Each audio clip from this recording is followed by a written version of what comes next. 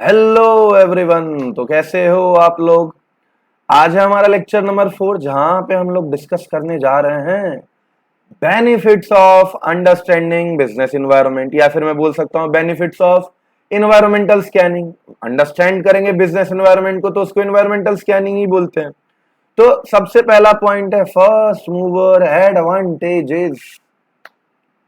मतलब अगर हम बिजनेस एनवायरनमेंट को अंडरस्टैंड करते हैं, अगर हम बिजनेस एनवायरनमेंट को स्कैन करते हैं, तो मार्केट में क्या ट्रेंड्स हैं, मार्केट में क्या अपॉर्चुनिटीज हैं, ये हमको पता चल जाएगा।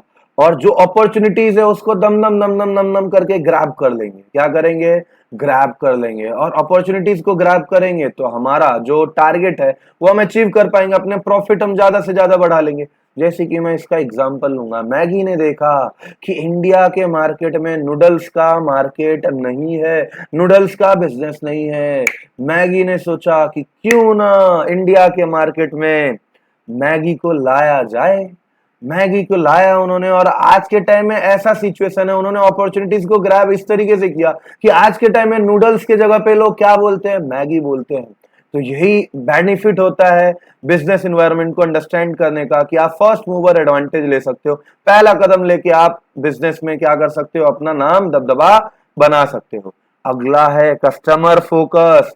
आप बिजनेस एनवायरनमेंट को देखोगे, बिजनेस एनवायरनमेंट को समझोगे, तो उससे आप क्या करोगे कि कस्टमर का क्या प्रेफरेंस है, कस्टमर का क्या डिमांड है, कस्टमर किस चीज से सेटिस्फाई होगा, वो चीज आप पता कर पाओगे। और अगर आप बिजनेस करते ही किसके लिए हो? कस्टमर के लिए ही तो करते हो, कि कस्टमर जब सेटिस्फाई होगा तभी तो आपके प्रोडक्ट का डिमांड करेगा, और जब वो आपके प्रोडक्ट का डिमांड करेगा तभी तो आप ग्रो कर पाओगे, आप मार्केट में सर्वाइव कर पाओगे। तो कस्टमर का फोकस क्या है वो चीज आप जान पाते हो, और जिससे कि आप क्या कर सकते हो? अपने आप को मार्केट में सर्वाइवल रख सकते हो। अगला पॉइंट है स्ट्रेटेजी फॉर्मुलेशन। यहाँ पे अगर आप बिजनेस एनवायरनमेंट को अंडरस्टैंड कर लोगे तो आप ये समझ लोगे कि आने वाले समय में क्या प्रॉब्लम आ सकता है, आने वाले समय में क्या अपॉर्चुनिटीज है। उस हिसाब से आप अपना डिसीजन करोगे, अपना डिसीजन लोगे।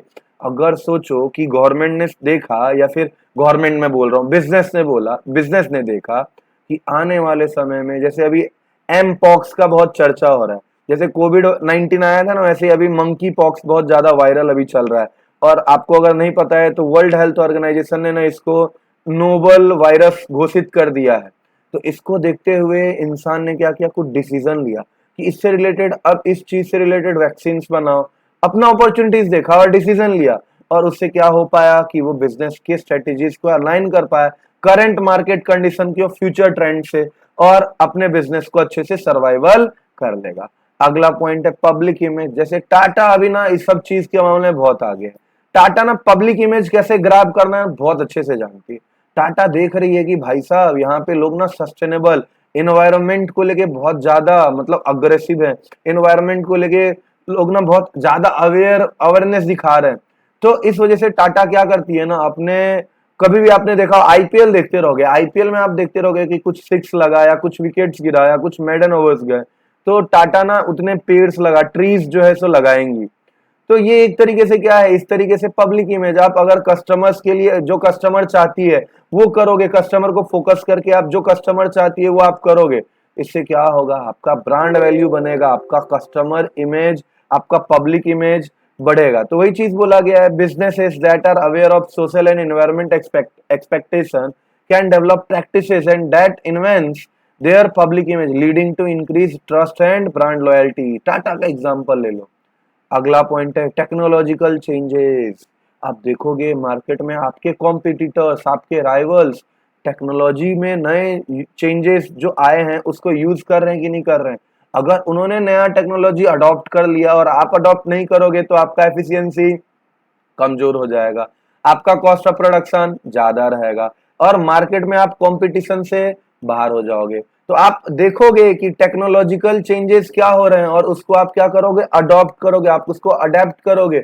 उससे क्या होगा कि आप क्विकली इंप्रूव करोगे अपने एफिशिएंसी को, आप कॉस्ट ऑफ प्रोडक्शन को रिड्यूस करोगे, और मार्केट में कॉम्पिटिटिव रहोगे। तो टेक्नोलॉजिकल चेंजेस जो होते हैं उसको आप अडेप्ट कर पाओगे with the help of environmental scanning और अंडरस्टैंडिंग बिजनेस एनवायरनमेंट। अगला है कंटिन्यूअस लर्निंग। जब भी आप बिजनेस एनवायरनमेंट को पढ़ते रहोगे तो आप क्या करोगे, कंटिन्यूस लर्निंग करते रहोगे कि बिजनेस एनवायरनमेंट में क्या हो रहा है, और इससे आप चेंजेस जो आते रहेंगे उसको अडेप्ट करते रहोगे। जैसे कि अगर मैं बात करूं, कंटिन्यूस लर्निंग करने से आप बिजनेस को इन्फॉर्म्ड रहोगे, बिजनेस में क्या आने वाला है क्या नहीं आने वाला है आपको सब कुछ पता रहेगा। अब आने वाले फ्यूचर्स चेंजेस के लिए क्या रहोगे, पहले से ही प्रिपेयर रहोगे। अगला है अर्ली वार्निंग सिग्नल्स। अगर आप बिजनेस एनवायरनमेंट को अंडरस्टैंड कर लोगे, आप इन्वायरमेंटल स्कैनिंग करते रहोगे, तो आने वाले थ्रेट्स, आने वाले प्रॉब्लम्स क्या हो सकते हैं उसको आपके उसके बारे में आपको पहले से ही पता रहेगा।